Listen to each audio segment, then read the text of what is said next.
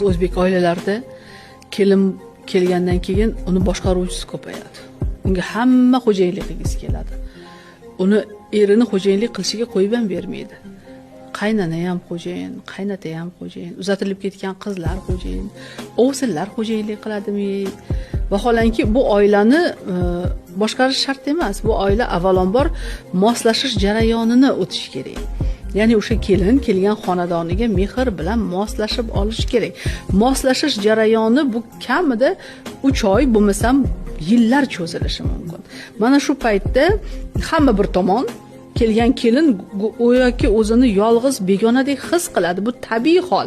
Ana shu paytda hamma kelin tomon o'tish kerak. Ya'ni bu kelinni o'sha maqtab, chiroyli gapirib, uni qo'llab-quvvatlab, uni qandaydir o'sha xonadoniga bir mehr bilan qabul qilish kerak. Vaholanki to'ygacha juda katta va'dalar berishadi. Biz o'zimizni qizimizdek ko'ramiz deydi. Qizidek ko'rmaydi.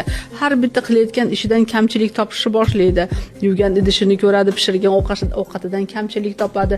Yursa yurganidan, tursa turganidan kamchilik topgandan keyin yoshmasmi? Bu qiz bezillaydi. Bu o'zi qo'rqoq bo'lsa.